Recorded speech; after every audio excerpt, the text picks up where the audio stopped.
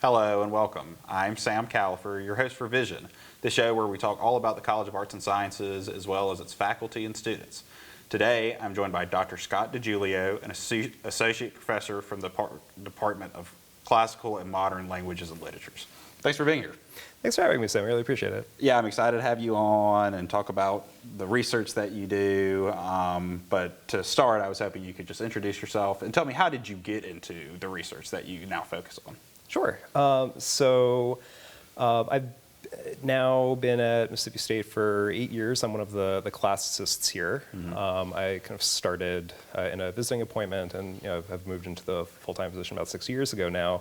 And when I say I'm a classicist, what that means is that I really study the language and literature of the ancient Greeks and the Romans, really the ancient Mediterranean world more broadly, but I specialize in the Greeks and the Romans. Most of what I work on tends to cluster in the Roman Empire and thinking a lot about the ways that the Greeks and the Romans talk about reading texts and thinking about really what it means to engage with literature and information in the ancient world. And this is something that's like kind of always been interesting to me, and I kind of came to from a slightly more modern direction, I think. Okay. I remember towards the end of college and beginning of graduate school, there was a kind of article in the Atlantic that made some waves. I think its title was something like, "Is Google Making Us Stupid?" And it's kind of like a sensationalized title. It's not really about Google if you actually read the article. It's more about kind of anxieties about what the kind of vast amounts of information that are now available through the internet are doing to us in terms of thinking about how we read, how we process information, Right. And things like that. And that seemed like a really cool question to me, especially as somebody who like grew up, right as the internet was really booming and information was everywhere. But it's also something that was really kind of anxiety-inducing in the ancient world. And I started kind of poking around in ancient texts that I had been reading to figure out, do they have similar ideas? Do they have similar concerns? And it turns out that they kind of did. Interesting. Yeah, I feel like on every college campus there needs to be a couple of classicists. Western society comes out of so much theory, and politics come out of the Greek and Roman Empire. So good to have you here, and I'm glad that you can do that important work. And I think everyone takes a class like that, but they don't know the deeper kind of research that goes on in that field. So I understand that you have a book publication coming out soon. Could you tell me a bit about that project? Sure. Yeah. So coming out in just a couple months now. I have a book. It's called Reading Miscellany in the Roman Empire, Aulus Gellius and the Imperial Prose Collection. It'll be coming out with Oxford University Press, and it basically builds on some of the ideas that we were just talking about a minute ago. So I kind of took this text written by an author that not really many people know, named Aulus Gellius, in the 2nd century CE, in the high times of the Roman Empire. And this book is a weird book, right? Sure. It's a collection of short little essays. Some of them are about, I encountered my friend and we talked about this one day, or I was reading something in a book and I made a note of it. It's really, really, really a hodgepodge of things, and it claims up front, the author does, that there's no order, there's no rhyme or reason. It's just, I gathered my notes and threw them together and I published it. Sure. But he seems really intensely interested in this question of, well, but what do you read? How do you do it? And what are the kind of concerns that motivate me as a Roman sitting down today to think about, well, in the Roman Empire, there's tons of literature now. There's all of this stuff written in Greek. There's all of this stuff written in Latin. There's things that, go back 500, 600 years. He's looking back at texts that are as far from him as Shakespeare is from us, and telling us, well, this is how you should read it and what you should do with it and things like that. So I was really interested by this text and dove into it a bit in graduate school and then continued on afterwards to really try to develop this idea of what does he think reading is? What does it look like? And are there ways in which this kind of methodology or approach that he cultivates echoes through through history? Does it impact our own day even? Yeah, Yeah, definitely. I think even though there are similarities between our society and Roman and Greek society, I think we just assume that they're reading documents and texts the same way we are, but you're kind of diving into it. It was used different. It's a different tool of the day. And so looking into the, you know, deeper parts of that, I guess. So yeah, so interesting, and it is important work, and I think for someone looking outside in, I think they might find it strange. Like, why is he studying these books from so long ago? And so, what have you found? Like, what can studying the classics do for people in our day and age? I think it's a great question, and I think it's an important question. On the one hand, you know, we tend to kind of wonder this sometimes. This kind of, you know, practical, like brass tacks question. You know, why are you studying, you know, dead languages in the past, and thinking about, you know, these questions that, well, surely we have an answer. It's been 2,000 years, right? At the same time, we often think about the Greeks and the Romans as people who were like really familiar to us. You know, we love making movies about them and books and things like that. You know, I teach a lot of classical mythology, and all my students come having read Percy Jackson. Definitely. You know, when I teach ancient history, all of my students come and they're like, yeah, you know, Gladiator, we've seen that. And like, you know, is that a good representation of ancient society and things like that? But once you start delving into it, you realize that these cultures are actually pretty foreign in a lot of ways. You know, the kind of distance of 2,000 years and that kind of shifted perspective over time means that we really need to kind of grapple with who these people were and how they represented themselves and what they conceived of themselves. And this is particularly important because, like I said at the outset, we think we know them, right? We think they're really familiar to us.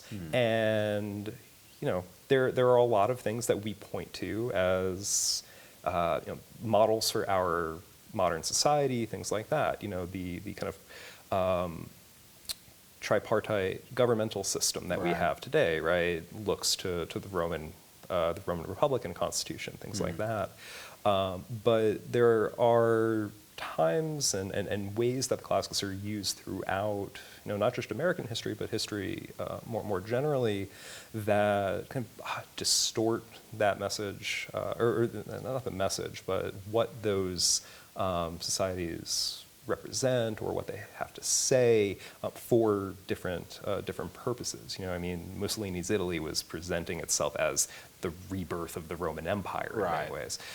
So thinking more carefully about, say, antiquity lets us kind of recognize some of these distortions and really kind of grapple with some pressing issues for today of, you know, what either classics are being used to say or to do.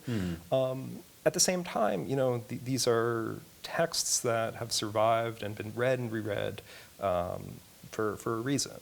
You know, they like much literature, you know, can speak to us in very particular ways and shed light on a number of different questions for us. And I think thinking about those kinds of questions as well is something that's really really important for people to keep in mind when we're approaching this question again of like, why are we tackling you know, these texts from 2,000 years ago? What can we learn from them? Right.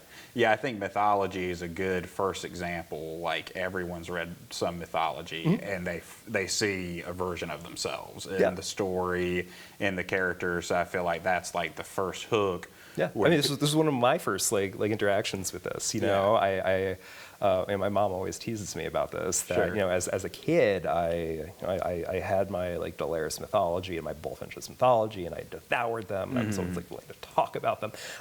You know, it's the kind of thing that gets you excited about it, and the stories are written in such a way that you know, on the one hand, do they have like a specific meaning in their time and place? Right.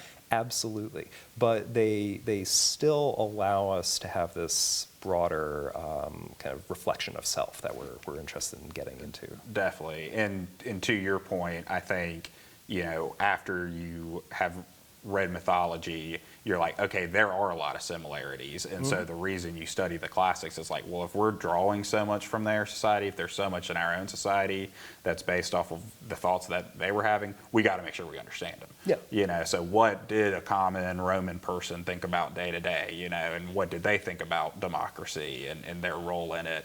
That reflects on us and the way that we operate in our own society. So I think that's so interesting, and it's a mirror that you can see your own reflection and see the, you know, how have we improved, how have we not improved, and so that's so interesting, and I think it's something people don't think about much today. But I wanted to have you on because I wanted to hear, are there moments in your own life where the knowledge or the skills you've picked up studying these classics, have they like impacted your life in like surprising ways?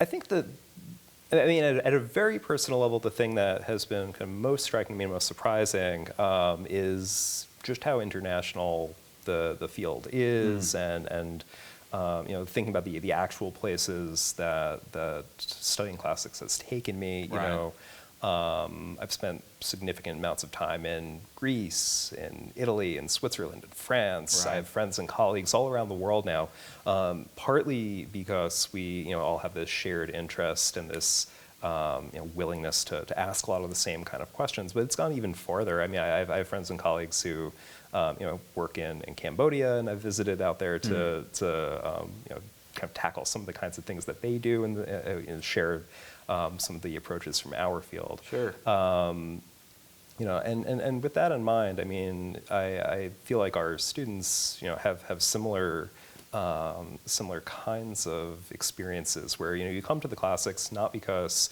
you want to necessarily end up being a classicist, right?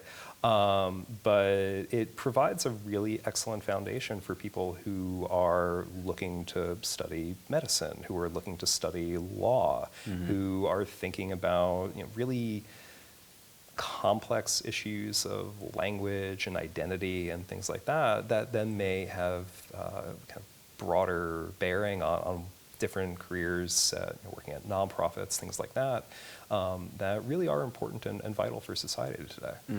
Yes, it's a perfect field to investigate, parts of human history and the characters and the stories. You're learning about different types of people, and so it just gives you this understanding and lets you plug into a bigger community, I think, and you can take that wherever you want to, wherever you decide. Yeah, and as a field, it's just really like very interdisciplinary. Definitely. I mean, we study history, we study languages, we study philosophy and art history and archaeology. So we really do a little bit of everything and bring all of these different fields together in a way that really tries to paint a broad and cohesive picture. Definitely. So, thank you so much for joining me today. Oh, thank you for having me, Sam. I really appreciate it. Thank you, and thank you for tuning in to this episode of Vision. We'll see you next time.